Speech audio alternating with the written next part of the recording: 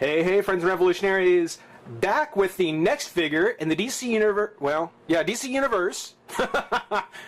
Can't have to leave out the classics version, but DC universe, Batman Legacy Series 2. We're going to take a look at Catman. Lots of cool stuff to talk about with Catman. Well, at least a couple of cool things. Yeah, I mean, not the most interesting character in the world to me, frankly, but there's some interesting things about this figure that I want to talk about. So first, before we get to the actual figure, I want to take you back. I want to take you back in time. You know me, I love going back in time. It's fun. So everybody, you know, come on, pile into my TARDIS. Come on, it's shaped like a refrigerator back here. Come on, everybody, get in. All right, so here we go. I don't have the sound bite, so you got to use your imagination. Okay, here we go. So we're in September 2008. We've made it. Okay, well, actually, okay. Should be August 2008, so... Okay, now it's August 2008. And...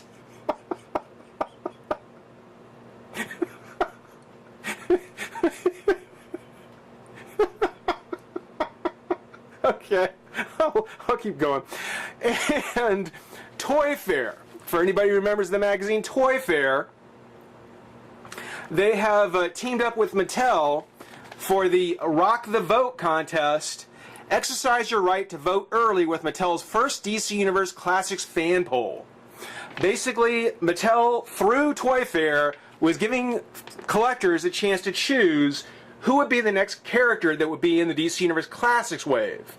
And the lineup was Starman, Catman, Ragman, Vixen, Question, and Huntress.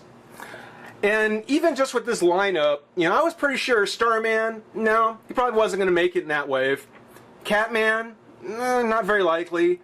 I didn't think Ragman or Vixen had much of a chance either. It was going to come down to the Question and Huntress. But you can tell, yep, Catman was in the lineup. So now we're going to hop back into our TARDIS here. And we're going to end up in, I guess, November of the same year. And we got the results of the fan poll. And, of course, as we all know now, the Question was the winner. Huntress came in second, with Ragman and Catman tied for third, Starman and Vixen coming in fourth and fifth. But, yes, Catman was, at least initially, considered to be an entry into the DC Universe Classics figures. I don't know who made the call to say, you know, just go for it, just do him, just use him. But, yeah, as early as 2008, Catman was in consideration to be released, you know, from or in the DC Universe. Just not in the Classics line, not with a Build-A-Figure. In fact, he became part of the Legacy, as you can see now. So, just a little something extra to throw in there, you know, something some of you might remember, some of you might have seen but forgotten, and some of you might never have seen. That's why I'm here. So, here we go. We've got Catman. Oh, wait. Get back in, everybody. Come on, get back in, get back in. We got to get back to 2011. Okay, so come back in. All right, so here we are. We've got Catman in his packaging. And very cool packaging. Very classic Batman logo again. But no bat symbol. No bat symbol. One thing I love about these DC Legacy figures is that if you pay close enough attention, it's a game. They've made it a game. Like when we saw the Golden Age Batman, well, there's the Golden Age logo. Makes perfect sense. Catman, he's a villain. He's not going to have a logo. But what would he have? Well, Catman probably should have a cat. Which, if you take a look at Batman, doesn't. See? Like I said, fun stuff, lots to talk about. But that's taking a look at packaging, other than, of course, the Legacy corner tag, exclusive comic book poster included. Doesn't look like a cover like some of the others do. I don't care for that one. We'll have to see what it looks like when we open it up, but I don't think I care for that so much, because it doesn't look like a comic cover. Oh well. There is Catman in there with some accessories. Wow. The picture of the character, the same one that was actually in Toy Fair, by the way. The other figures, the Golden Age Batman that we've already talked about. Batgirl, which we'll have some fun talking about her too. There'll be laughs and tears for this one, I can promise you that. But there is Catman, his write-up, Hunter Tracker Thief. When the thrill of big game hunting becomes too boring, one-time millionaire and spendthrift Thomas Blake takes to a life of crime. He uses his skills as a hunter and tracker to become a notorious burglar. Known early on for lifting valuable arts and jewels, wearing a cot costume made from an ancient cloth believed to grant its wearer 9 lives, Catman carries an array of weapons on his utility belt, similar to his heroic foil and inspiration, Batman. Later, Catman becomes a member of the amoral villainous unit known as the Secret Six, taking part in a variety of dastardly crimes. Okay. I don't know Catman really. I don't know much of Catman, so you know that's why I throw out what I find. So don't know a whole lot about him as a character, but let's go ahead and pop him out of the pack and have some fun. Be right back. All right, so Catman's out of the pack, and I don't know. I don't know.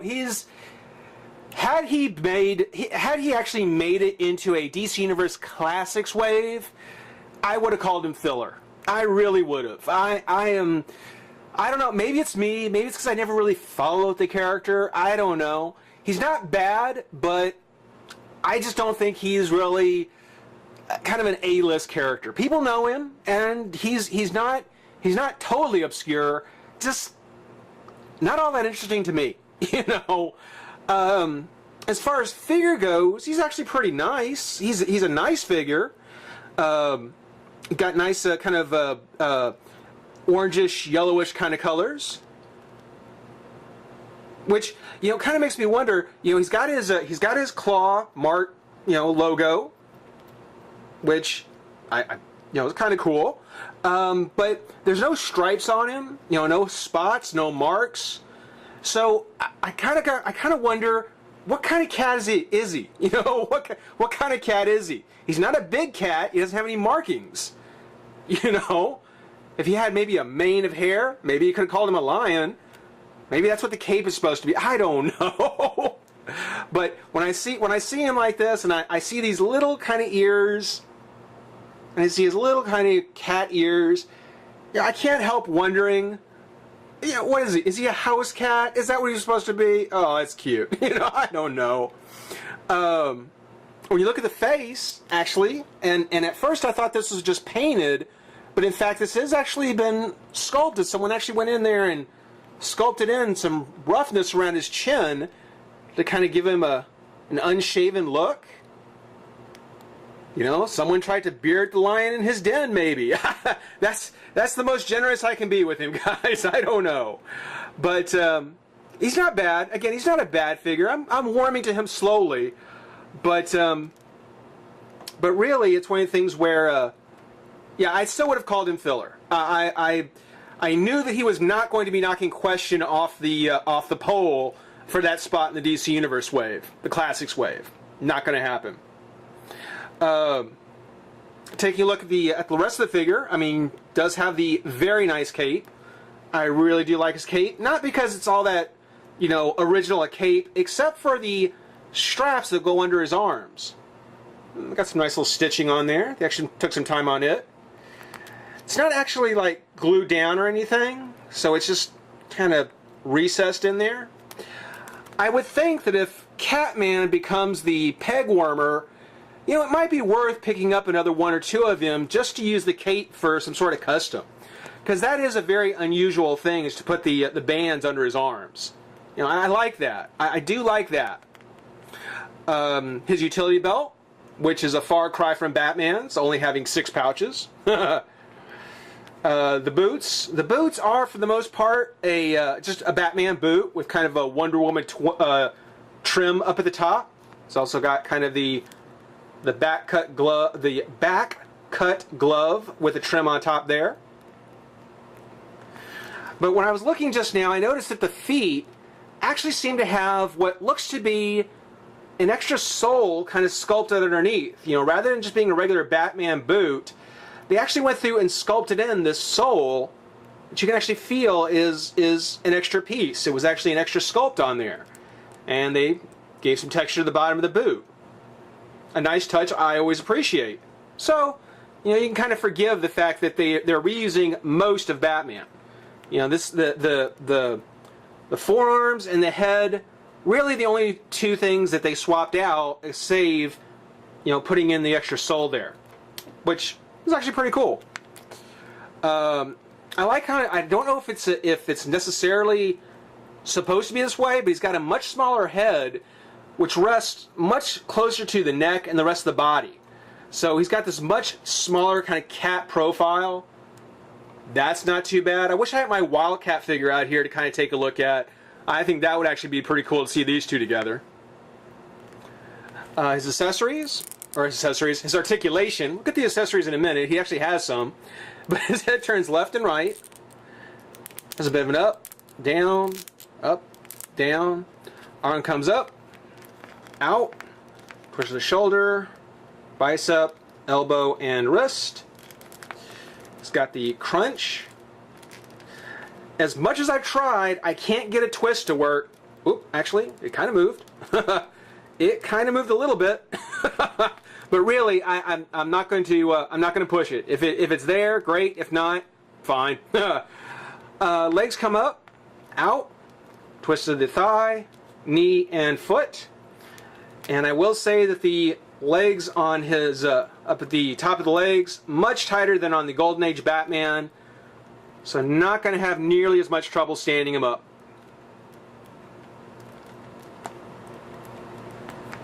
So not too bad. I mean, again, even in this set, even for these 3 figures, I can't help thinking Catman is really just a filler. You know, I think they're much more prestigious villains that they could put out there. You know, I wouldn't mind seeing. I mean, Mattel's now done the Azrael Batman from Nightfall. I'd like to see a regular Azrael figure, you know, in his kind of Knights Templar whatever kind of costume. That would be kind of cool. I think we got Catman simply because he's been sitting on the drawing board for 3 years. As far as accessories go, as promised, he actually comes with these claws, which, you know, now Mattel gets to experience the wonderful problems like Wolverine of bent claws. So even short claws like this have the Wolverine claw problem. Does fit into his hand. Sort of. There we go. Very poorly. Now you see, this is where little plastic clips might not be a bad idea. But kind of swings freely in that hand. Let's see. This one looks a little bit tighter. Let's try this one. No, well, a little bit better.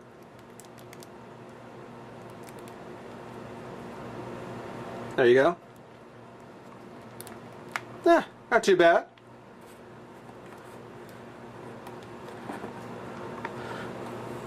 He does come with the DC Legacy bases, this now in kind of a pewter silver kind of color, with the Catman sticker.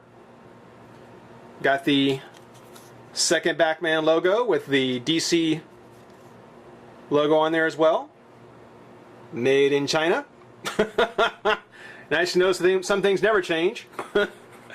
The poster, again, I don't know how jazzed I'm really going to be about this because, you know, so far it seems like they're from actual like covers from Batman, which I like. You know, it's something where it's really kind of throwing you back. It's Batman's legacy.